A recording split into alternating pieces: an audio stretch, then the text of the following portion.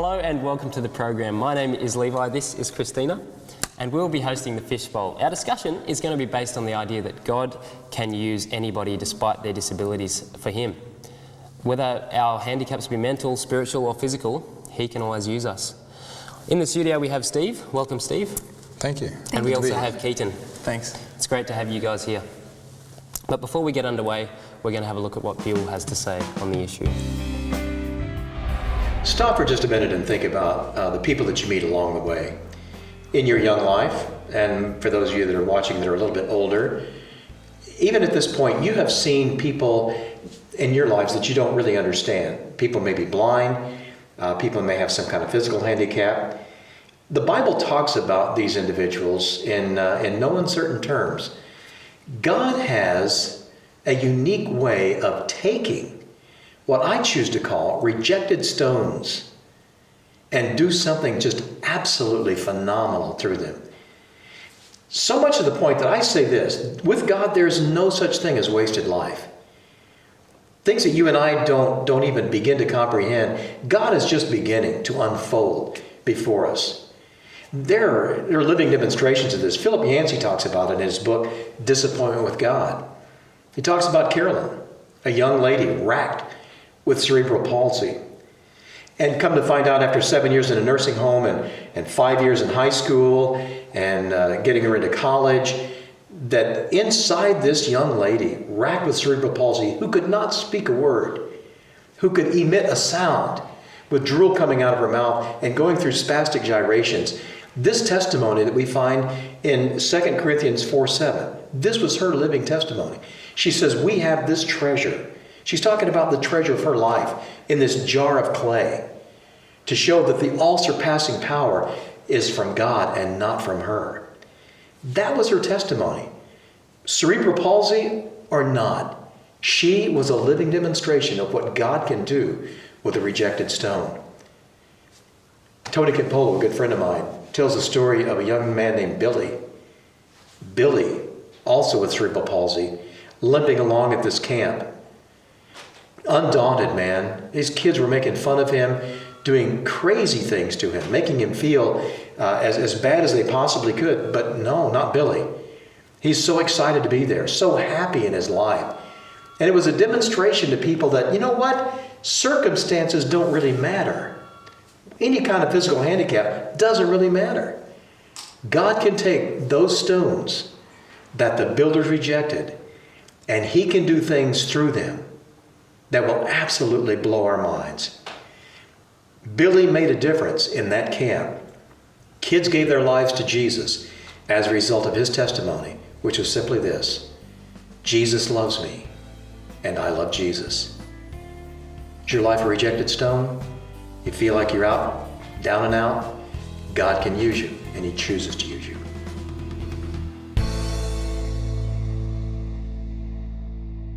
Exactly. So I think it's important to establish the fact that God does not reject anyone. No one, not at all. There's a verse in Scripture that talks about rejected stones, and but even the stones that the builders rejected, God can use, and that's what Bill was talking about in the clip. Yeah, definitely. So what kind of I guess you can feel rejected, but for what reasons? What kind of things can you feel rejected for? I guess. Sorry, go on. I guess sometimes you can feel rejected by what other people think, but I guess in the end you got to realize that God will accept you no matter what, and it doesn't matter what those other people think. Absolutely. Yeah. I think in society we label people with disabilities, but in the end, what we perceive as a disability may just be a lack of talent. I think everyone, in a way, has a disability and they have talents. And yet, for some people's disabilities, we judge them so harshly because they are, I guess, different to our own. Yeah, and I mean, that happened to Jesus. Yeah, absolutely. You know? I guess in a way we're all rejected stones. But like you say, Jesus, because He wasn't born into glory as a lot of people expected. And he was born into a very poor home, so we're told. Yeah. Yeah. Another example from Scripture is Paul, the life of Paul. He became one of the most famous apostles ever. And he had an inability or a disability which he never explains fully. But we know that he always had that with him, and that didn't hinder him in the impact of his ministry. Yeah. I think it was Paul who summed it up best when he said that chief of sinners, that he was a person that so many people in the Christian world now look up to, is the chief of sinners. So we are all spiritually disabled, if in no other way. Yeah, I guess that's very true. And in a previous episode, we talked about how everyone has gifts and talents from God, you know, and it's important to realize that just simple things, as we said in our last episode, that simple things such as just listening ear or things that anyone can really do, you know? Well, I think even one thing that I've experienced is another way of looking at sort of maybe what other people might perceive as a disability that you have, look at it as a gift from God, and sort of look at it in a way that you can kind of go, oh, what's God trying to use me for here? Yes. Why have I got this? You know, how can I use it? It might seem negative, but how can I use it to be a positive thing? Definitely. And I mean, you can encourage lots of other people with disabilities as well, you know? And you can show as an example to other people that you've stayed strong, you know? Yeah, exactly. It really unleashes your potential to think, well, if this person can do that when they're suffering from this condition, then how much more can God use me also? Yeah.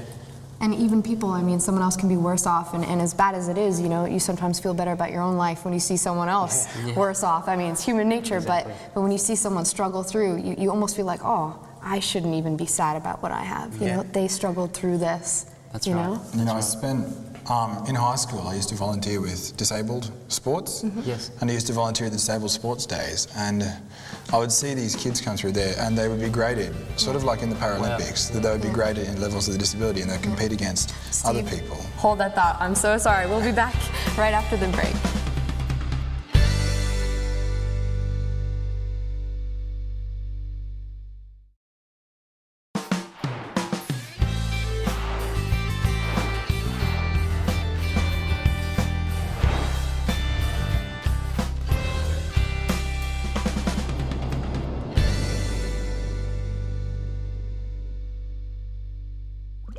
Welcome back to the program. We've been discussing the idea that God does not reject anybody despite their disabilities. So we were talking about athletes. Steve was making a point about athletes. Yeah, well, in school, as I was saying, I worked with disabled sports people. I used to watch these kids my age, disabled, who had different levels of disability, and I'd work with them. And I guess I'd see them, because at the time I played a lot of sports, and at times, you know, you don't want to get out there, it's cold, especially in winter, you don't want to go out and train and run. But I'd see these kids who, when we'd take them out and we'd do the simplest of games that we used to play in primary school, their faces would light up and they would radiate, and I guess it would make me appreciate and want to work harder. And if these kids can do it, I can do it too. When it's cold or when it's hard, you can keep going. Well, taking that even further, you see the amazing feats of the Paralympians and people like that, that despite their inabilities, they'll go out there and they'll just practice and train and train and train. And they get to be amazing at what they do. I mean, when you look at the times of the runners, I mean, they're just, they're almost even faster, you know? Come on. And I think God can use that also in a powerful way. Yeah. I think it's really important to pick up on the word, you know, disability, that it doesn't necessarily disable you. You know, in God's eyes, it's almost enabling you to do even more and different things than anyone else. I've heard this really great slogan, and it basically said, "Don't diss my ability," and it was talking about disabled people. And I thought it was really clever, and it was really more saying, focus on my abilities, what I can do, not what I can't do. Yeah. Wow, like what a negative world we live in. Yeah, it's true. Yeah. It's very true. So why do you think God more or less allows people to become disabled? Do you think that's a result of sin? In my experience, I've found a lot of the most disabled people in one area, if you want to categorise them, are often extremely talented in another area.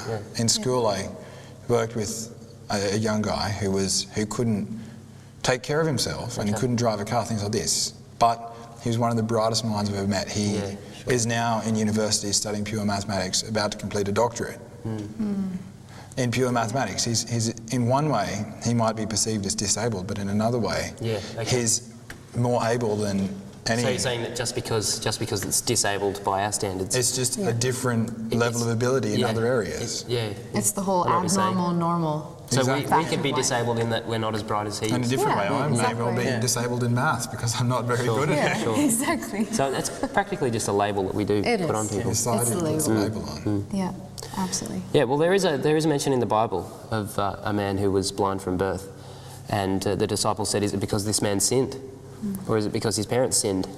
And they had that ingrained into their belief that it was because of sin that people became disabled. And I do think that it is the result of sin that these things happen to people, but I think God can use that in a powerful way. Yeah, he makes it a positive thing, you know, in everyone's life. Absolutely, I definitely yes. think he puts a positive twist on it.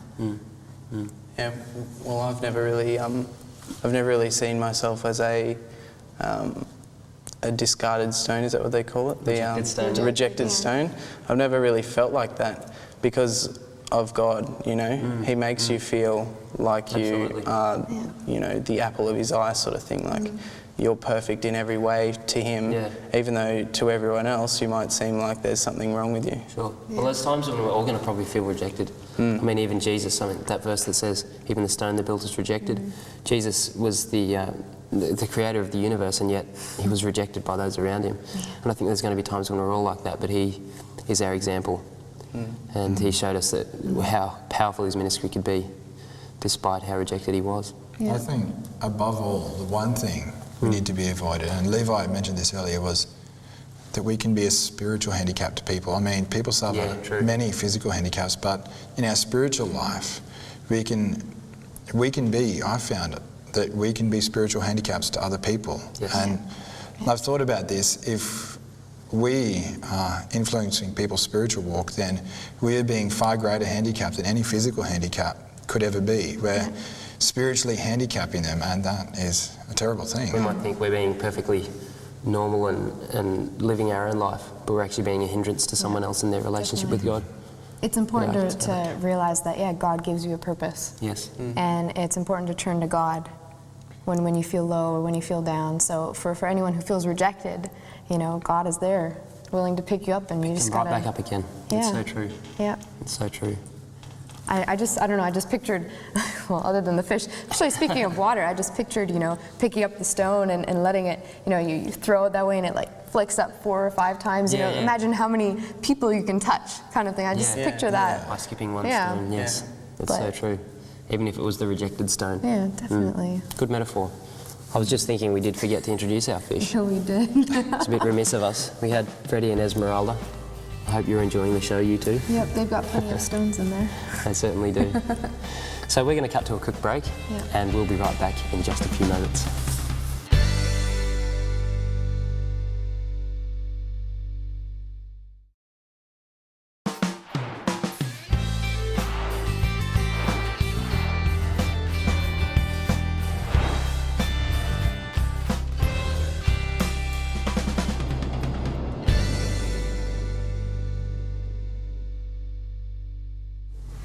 Welcome back to the Fishbowl. We've just been discussing handicaps and why God allows people to suffer various handicaps, physical, spiritual and mental.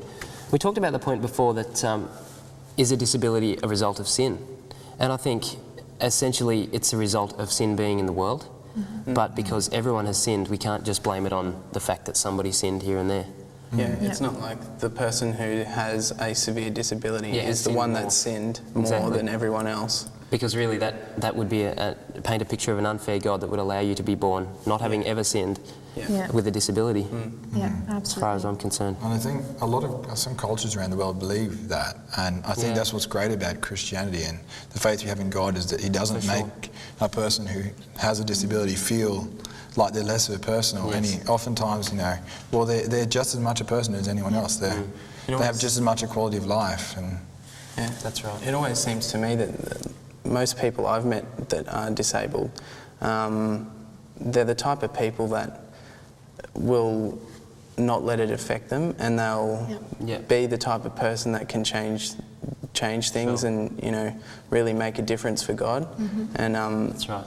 I think it's a possibility that maybe He allows it to happen to the people that He knows we'll be able to use it as a gift rather than a hindrance. Okay. Yeah. To see for how much impact they could have. Yeah. They The can amount of really impact they have is change incredible. people. In some cases, I mean, people with disability are almost seem to have a better relationship with God than a lot of us. I was going to mention that because they just shine for Jesus often, I find. Absolutely. Yeah. Because their purpose is now such a reality for sure. them, you know? I went to a blind school in India a few years ago, and the kids there were just so, they just beamed Jesus' love. Like on you just fire said for that God. exactly, on fire for God. Yeah. Absolutely.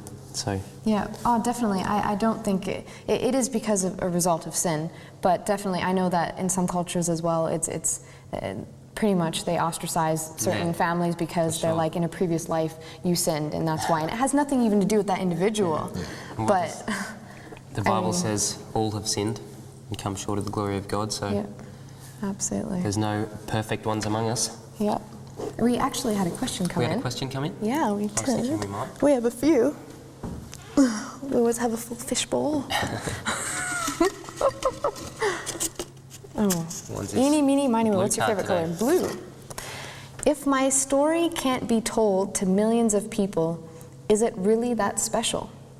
And they kind of mean celebrity versus spirituality kind of thing. I think it is. Absolutely. I immediately Do you think have a of... short answer? I mean, in society we put people up as celebrities or, you know, the people we all admire, but to God, everyone is the same. And I remember I heard a story, Elvis Presley was doing a concert, and after the concert he sat down and talked to the janitor. And the janitor said, you know, why are you talking to me? You're so famous. He said, you're so big. And Elvis said, I'm not that big. I'm only 6 foot. And that summed it up, you know, to God. And really, when we think about it, celebrities and people like that aren't that big. Sure. Everyone has a story and everyone matters They're to just God. human beings. In God's eyes, everyone matters.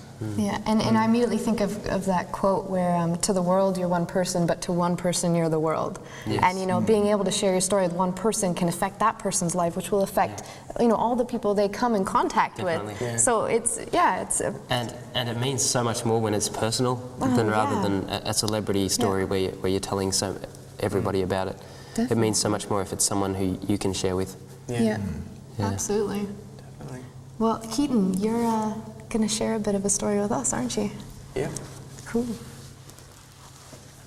I don't know if you have noticed from looking at me, probably not, because, you know, I don't seem disabled, but I have a severe vision impairment, and I'm actually legally blind. I have less than 10% vision. When I was only 5 years old, I found out about this condition. It's genetic, so my mother has it and her mother has it. And the school nurse came and tested all the kids' vision, and Mum and Dad thought my vision was fine because they'd never seen any problems or anything, and the school nurse thought that there might be something up, so they got me tested, and sure enough I had the same thing that Mum had. So it's slowly gotten worse since then because it's degenerative, so it's going to continue to get worse.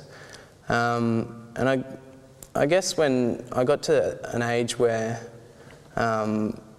it might have started to affect me, like the vision had got low enough, I'd sort of gotten into high school and kids were cruel and, you know, people can be mean, so I was starting to let it affect me a little bit, and I sat down one day and I just thought, you know, I can let this affect me, and I can just sort of wallow in my own self-pity, or I can look to God and I can just say, you know what, you know the beginning from the end, and you have a purpose for my life, and no matter what obstacles are in my way, I want to let you guide my life, and I know you'll make something great of it. So that's what I've done, and it's just blossomed. Like, I'm here at college studying primary teaching, and I'm absolutely loving it. I've got a beautiful girlfriend here, and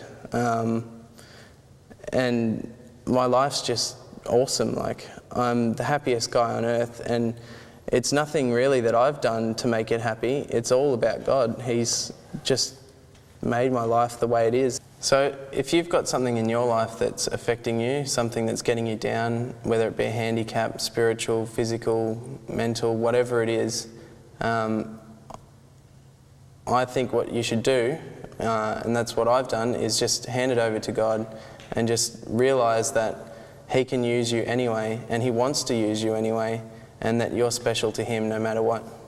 Well, thanks so much, Keaton, for that powerful testimony. I've seen you play basketball, and you would have no idea watching this guy play basketball, would you? That he's got that. So that's amazing, Absolutely. and God can use you for it. So Thanks, Levi. Thanks we're so gonna, much. we're gonna wrap it up, guys. So thanks heaps for being here. It's been awesome having you guys on the panel, Steve and Keaton. Yeah. Thanks for having us. Yeah, God bless in all your future endeavours. It's been fantastic.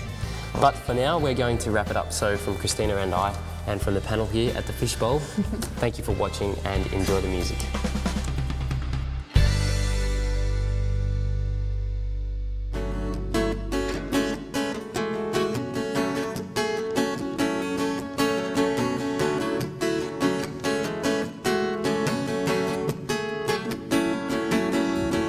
Your frame of reference needs to be re-referenced. Your point of view is so outdated. So check your exits are always well lit, and they're ready to commit to anything that you say. If you don't know that by now, if you don't know that, you never will. And the clouds are coming to turn the day tonight.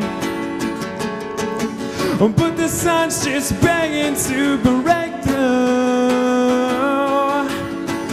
The darkness is creeping all around us.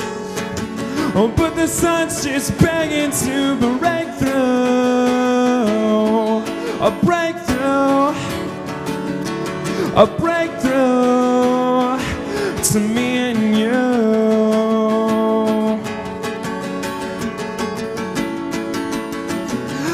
Don't get caught in this web of deceit.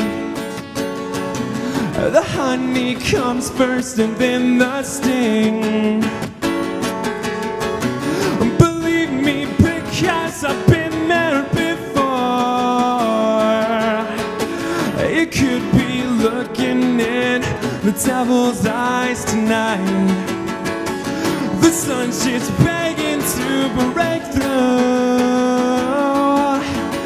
The clouds are coming to turn the day and tonight. But the sun's just begging to break through. The darkness is creeping all around us. A breakthrough, a breakthrough to me and you.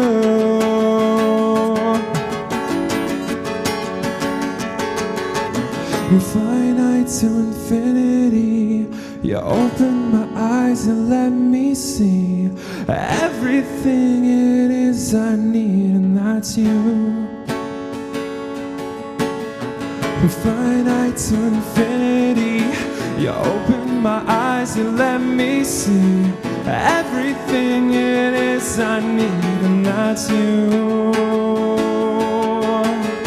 From finite to infinity, you open my eyes and let me see everything it is I need, and that's you. So please break through to me and you.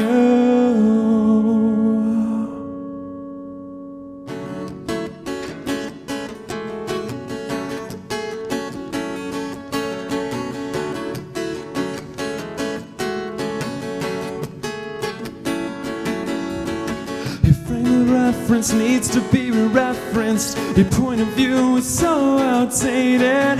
So check your exits are always well lit, and they're ready to commit to anything that you say. If you don't know that by now, if you don't know that, you never will.